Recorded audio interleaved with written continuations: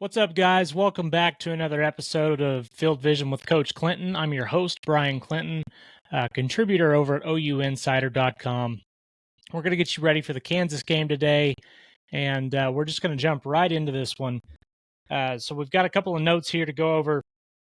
First thing you need to know, especially looking at what Kansas provides offensively, 75% of their offensive plays have pre-snap motion or shifts of some sort. So you're going to see a lot of that. That's most in the FBS. These guys do a really, really good job of bringing a lot. They travel with a lot of offense. The playbook's very deep. They've got lots of formations. More formations than OU's seen to this point from anybody. And they like to use that stuff pre-snap to mess with defenses and make them really think about their keys, think about what they're doing responsibility-wise. And so this is truly going to be a game where Oklahoma needs to be on point with its responsibilities, know what it's doing. And I think last week was, a really good precursor to this game for Oklahoma because they did have some issues against UCF, and Kansas is, in my opinion, better at doing this than even what UCF is. So, going to be a tough test for the Sooners defense. This offense averages 212 rushing yards a game. That is 12th nationally, 4th in the Big 12. And they are 4th nationally and 1st in the Big 12 in third down conversion rate. They convert on 53.4% of their attempts. So offensively, Kansas is good. Defensively, a couple of things here. They've got good experience in the secondary. Kenny Logan's been there what seems like forever. Kobe Bryant's a really, really good second corner on the field with them. And then they've got a couple of juniors that have been there for a while playing for them there as well, in Burrows and the other one's blanking on me, but they've got a few guys that have been around for a while. They do a good job of getting to the quarterback at times. They actually are second in the Big 12 with 19 sacks on the year, behind only TCU, who's got 20. So they do have some good sack numbers. Their pressure is, it's okay. It's not anything that Oklahoma hasn't seen to this point. I think the offensive line can do a good job holding up as long as everybody's healthy coming into that game. Some concerns for the Kansas defense. They've got 86 missed tackles on the year, which isn't a ton, but tackling against Texas and Oklahoma State was a huge problem for the Jayhawks. There were several big plays in both games where a guy makes a tackle that he should, and what turned into a 40 or 50 yard gain would have been something more along the lines of 5 or 6 yards. And so there should be some opportunities for Oklahoma to extend some plays after contact, as long as they can continue building the physical part of their running game. This is the worst red zone defense in college football. They allow points on 100% of their opponent's drives inside the Kansas red zone.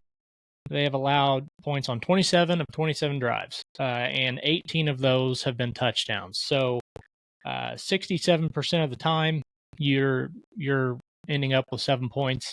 The other 33% is a field goal to this point. So, they haven't been very good at stopping people once they get going on the drive. They rank 107th nationally, 13th in the Big 12 in third down defense. They're allowing conversions at a 44.4% rate.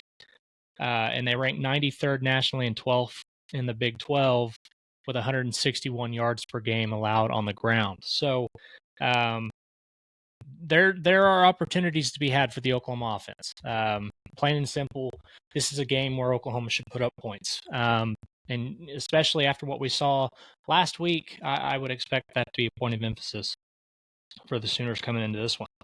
All right, let's look at some plays here. First one we're going to look at in the first quarter, and we're actually going to watch two plays back to back here. The first one here is 5:41 left in the first quarter, and you see an inside zone play here Devin Neal.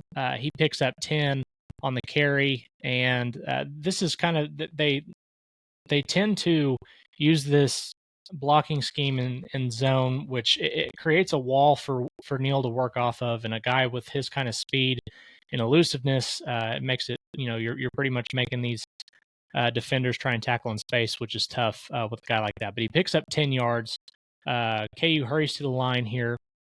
They get something that they like, and so you go from that to empty set, and you got trips right, or excuse me, trips left there.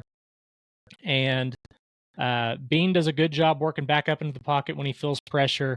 He steps up into a throw and delivers.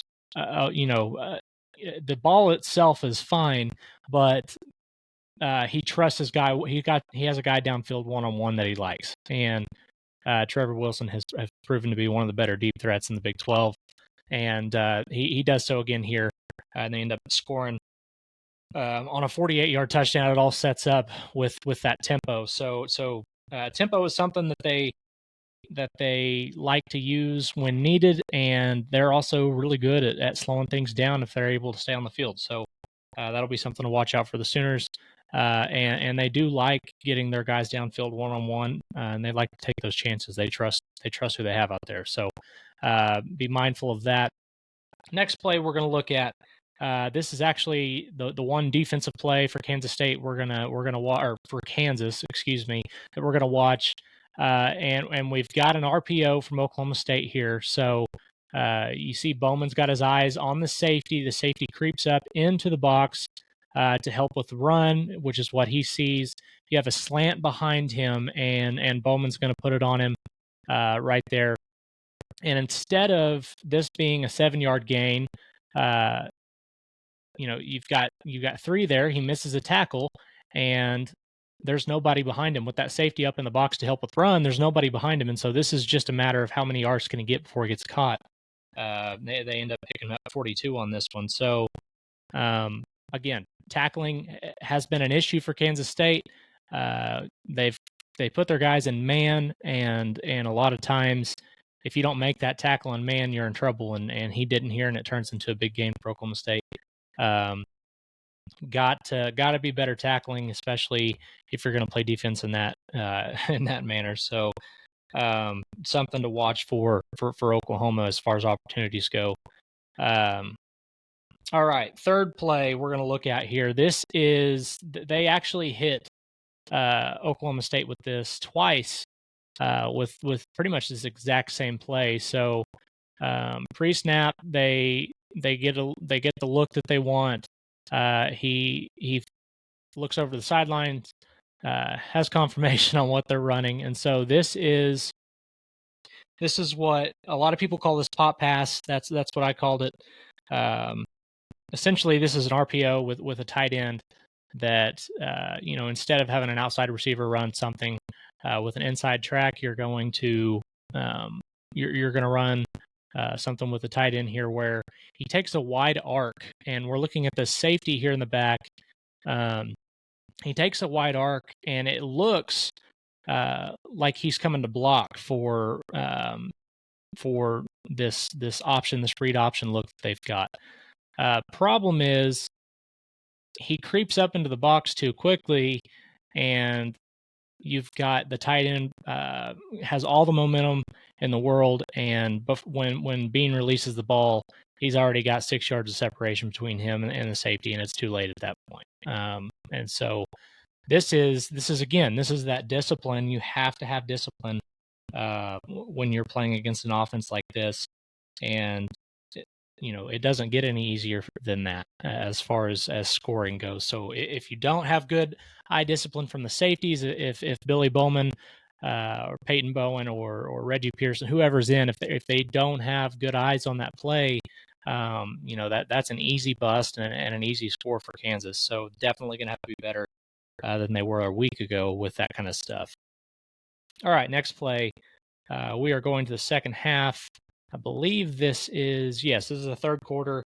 This is just a really good example of the kinds of things that Kansas does. So if you look pre-snap here, You've got trips left.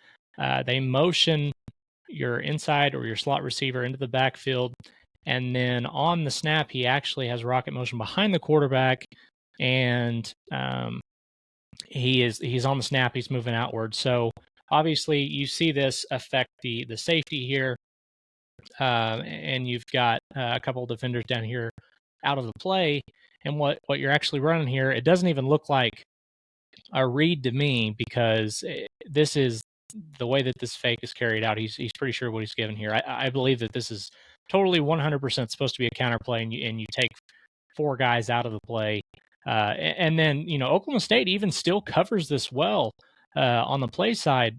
Problem is, Devin Neal is just, he's a really good athlete. He makes a cut, and instead of it being a tackle for loss, it ends up being a gain of 3. So, those are the kinds of plays you're going to see from Kansas when I refer to those kinds of the pre-snap motion and things. It's a lot of just eye candy, and it makes it really difficult for opponents to figure out what's going on. When they do that, what it allows Bean to do is he sees the numbers that he's got up here up top, and he likes it. This is good for what they're about to run, which is a draw play. And so what you're going to see is the tackle pass sets. As he does that, that creates space for the run here for Bean, because the defensive end is working upfield in what he believes to be a pass play. He's trying to get after the quarterback. Your tight end takes this safety out of the play by running a slant, and that just creates this great hole. Once Highshaw makes the block there on the down defensive lineman, it just opens up this huge alley for him to run, and it's a really, really good play for Kansas. Obviously, they get down inside the red zone. What I want you to notice before we go to the next play is look at Jason Bean, or look at his stats. They're down there at the bottom left-hand side of the screen. He's 20 of 25 for 380 yards and 5 touchdowns. He finished the game with 410 yards, 5 touchdowns, and 2 picks. So from this point on, from the 2-minute and 44-second, just over 2 minutes, 2.5 minutes, he only had 30 yards, and he had 2 interceptions from this point. So Kansas fell apart in the end. They didn't score another point the rest of the way. One of those interceptions is coming up in this drive later on. He throws a pick going into the end zone. It was a bad ball.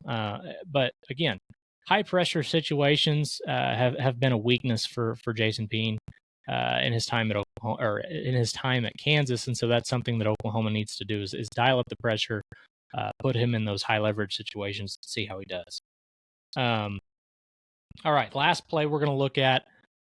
This is in the fourth quarter, and this is just this is one of my favorite play calls from them all day. Really like what they did here. So initially, out of the huddle, they show Jason Bean, and you've got Devin Neal and pistol behind him, 2 tight ends. So you've got quads to the right side of the formation. They then shift Bean out of the backfield as a receiver and give you trips down here at the bottom, and you've got 2 tight ends up at the top. And what they're going to do is they're going to run a pin pull play off of this, and it works really, really well with Neal at Wildcat. And so your 2 tight ends are going to cave down, pick up the 2 guys on the ends of the line of scrimmage here, and you've actually got 3 pullers who are able to get around there for Neal. If you look, 54, who is right by Neal at the line of scrimmage whenever they're coming around, he doesn't even have to touch anybody for Neal to pick up 21 on this play. And so it's really good design. They get guys out in space to block for Neal, and then he just does the rest. And this just kind of shows A, how creative they are in calling plays, but B, what they've got with a guy like Devin Neal in the backfield. So lots of good stuff here from Kansas's offense. It didn't lead to a win in that game, though. At the end of the game, against Oklahoma State, they had 2 picks. They missed an extra point, 2 failed 2-point conversions, and 2 failed 4th down tries. So situational football, something that Oklahoma's been relatively strong in. Kansas has seemed to struggle in this year. So that'll be another thing to be watching whenever the game's going on up in Lawrence on Saturday. And that's going to do it for us today. I appreciate you guys continuing to watch these and tune in. We love doing these. I hope you're learning a little bit every week, and we're just going to keep on rolling here.